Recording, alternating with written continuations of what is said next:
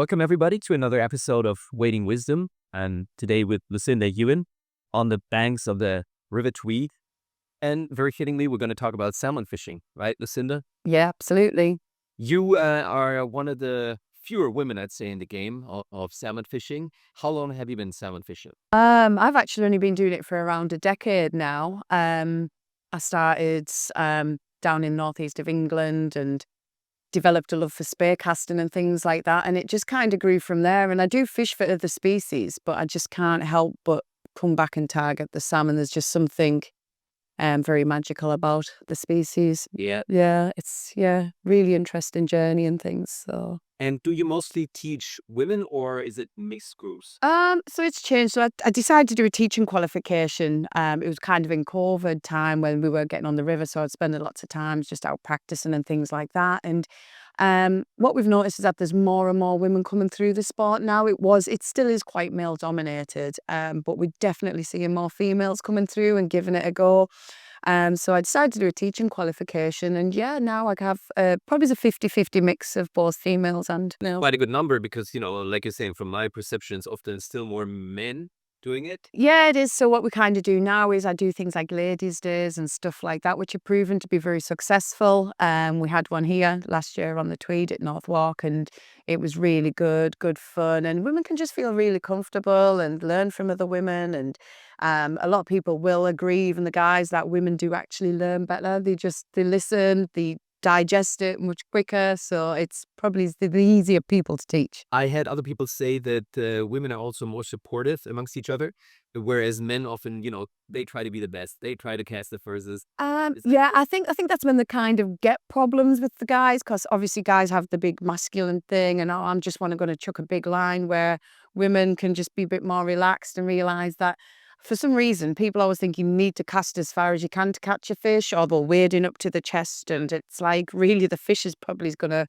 run up the bank 2 foot in front of you. Yes. So you don't really need to have a long cast. It's just how people see it when they're spear casting. I had the same discussion with Ian Gordon 2 days ago, and he said the same thing, right? He said he always starts very short and often catches fish when he's basically just putting out the fly, only with the leader. Right, and most people, they wade in, they spook the fish that are around them, they try to cast far, and it doesn't make a whole lot of sense. So I definitely think a woman, even if she might cast a little shorter, which is not forcefully the case, right? Yeah. She would still have a great chance. It's much nicer to present a quieter line on the river rather than just thrash it, or you're pulling your line in and out, and you constantly, your line doesn't go out right the first time. So instead of just leaving it, which we recommend, people are straight back in, casting again, trying to fix it and get as far as they can, where really it's better just to let it swing. Next time, we'll try and get it a little bit further if we need to.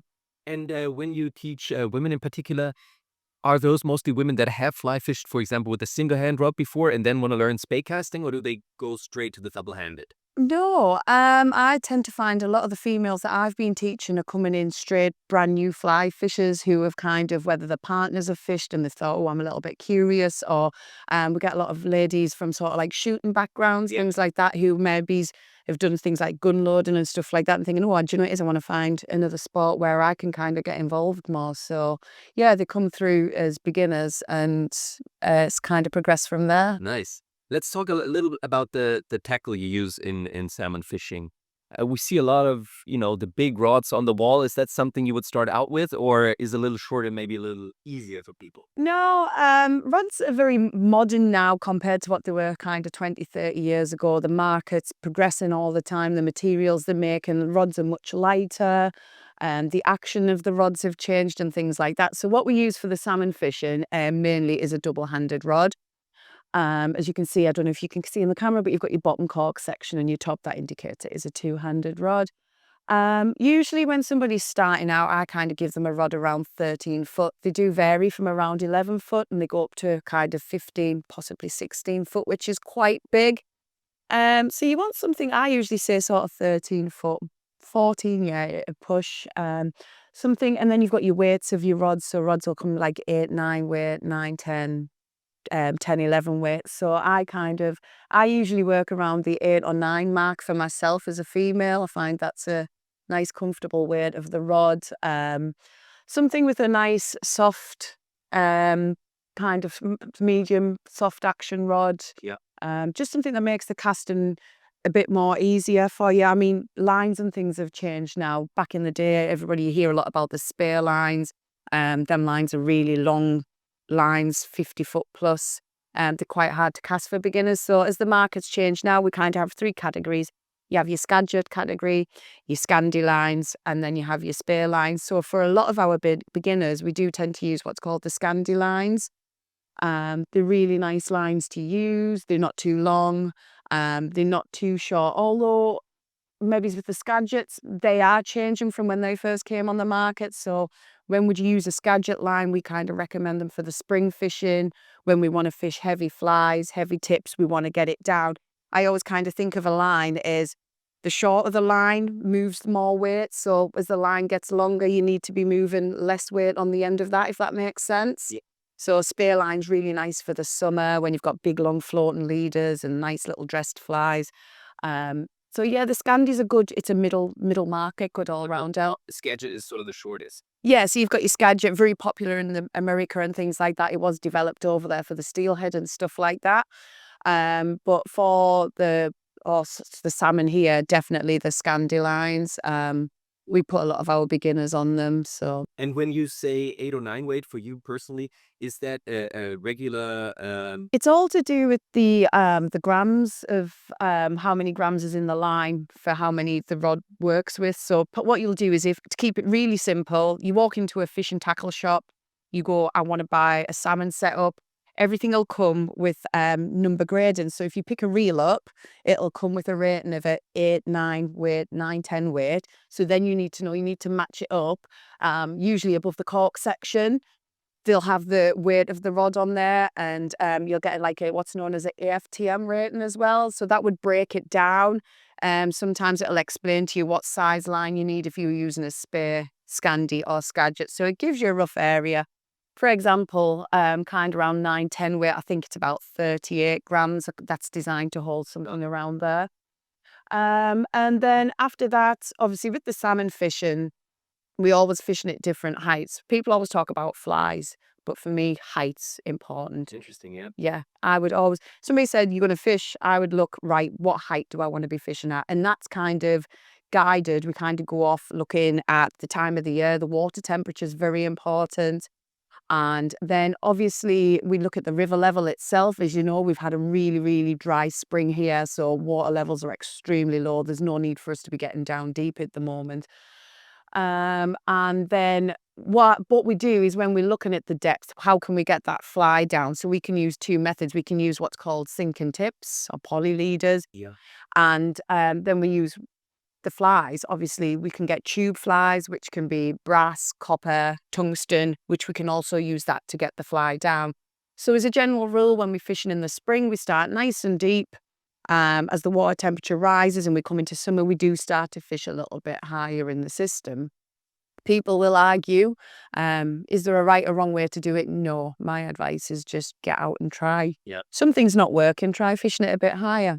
Do you have an opinion on whether the entire setup should fish sort of in a straight line? Because when you say, a sinking tip or a heavier fly, it might be that it curves down a little. Yeah. So, for example, when it comes back to leaders and your leader, your tipper, I'm using different words here because the market is really confusing, and what some person in the north might call something, somebody in the south might call it something differently. So, your tipper, your leader, which you put on the end. For example, when we're fishing in the springtime, weight wise, you can get sort of like was it fluorocarbon, mono, copolymer. We kind of use around, say, 15, 20 pound line, break and strain.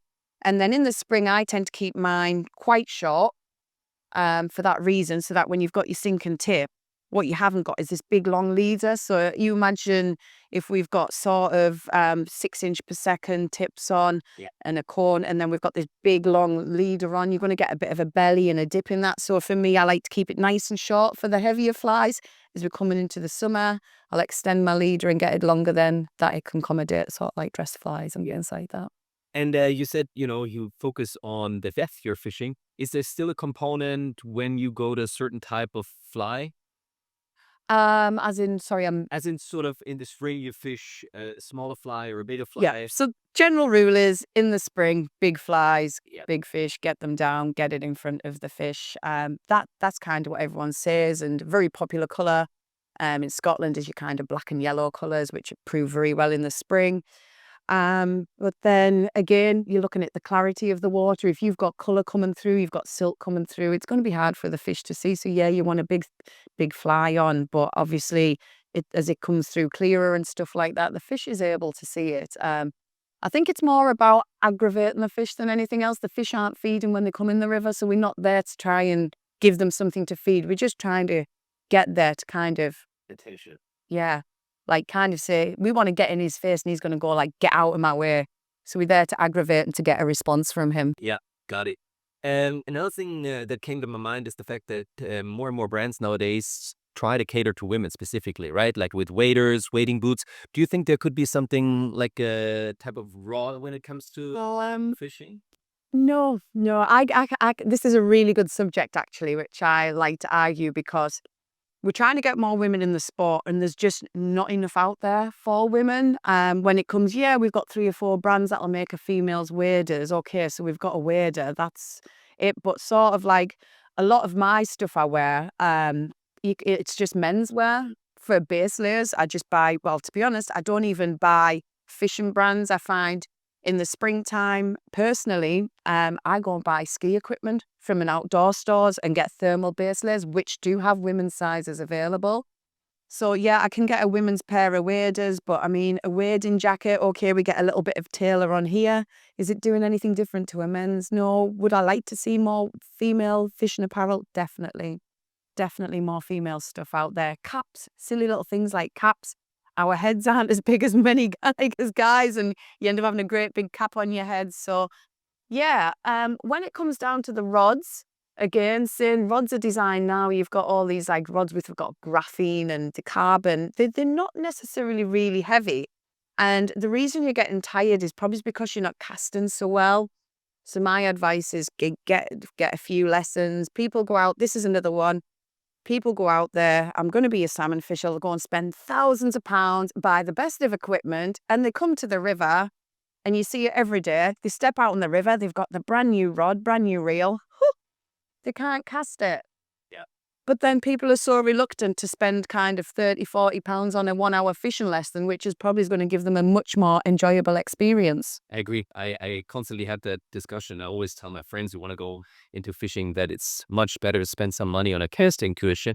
Even I think when you're older, from my perception, often people who get older are a little shy when it comes to taking a lesson, right? I don't know why that is, because I always think, it makes your own fishing life more enjoyable.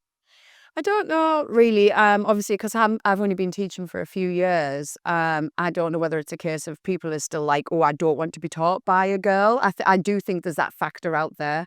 I do think it's very male dominated still. And sometimes I think, am I designed here purely just to teach women? Is that how people see me as, oh, she's a girl, we'll send the girls to her? I think And it should be any difference. Right? If yeah, you're a good teacher, what? yeah, that's it. But yeah, if you can just have a couple of lessons and get an understanding in how the rod works, especially, I mean, the average age of salmon fishers on this river probably is kind of, I'm definitely in the younger generation, let's just say. But you're in your 70s and your joints aren't working as well. You're going to get tired really quick. So just being able to cast and work with the rod and understanding how it loads, it's effortless. Once you learn that, you can go all day and you shouldn't be getting tired. Plus, I think, like you're saying, right? I would much rather recommend a shorter cast that is somewhat precise Yeah. than trying to go 3 yards further, Yeah. but having a hard time getting the fly out there, right? It'll tire you as well. Yeah, you don't need, if you can use a rod properly, you don't have to use a rod with force. It's understanding things like tip speeds of the rod. And there's some really good, this is really hard. So a lot of people go to YouTube and things like that. Yeah. And it's such a big, where do you start? Do you know what I mean? And a lot of time you go on YouTube, it's just people putting videos on of them fishing. They're not talking about the setups. They're not talking about how they've caught the fish or how they're casting. And you don't really learn anything. You're just watching somebody fish. So when you do find the right things, and I know you had a chat with Simon Gorsworth the other week. Now, I've started off by watching Simon's videos. So everything, I watched his basic how-tos now, and I kind of follow in his suit so that I sing off the same song sheet so that everybody's kind of relating to the same explanations when you're teaching. It's just keeping it simple and making it effective. Yeah, I agree. I think, especially when it comes to spay casting, it's much more about being able to spend time on the water, maybe fish an hour or two longer, right? Because you have a bigger chance of catching a fish than being tired after 2 hours and having to head home. Yeah, definitely. Great. Lucinda, I think we covered a lot of stuff, and it has been very insightful. Thanks for sharing your tips, and I hope that one day we get to fish here on the... Definitely, yes. Come and have a cast. You'll enjoy it. Thanks a lot. Thank you.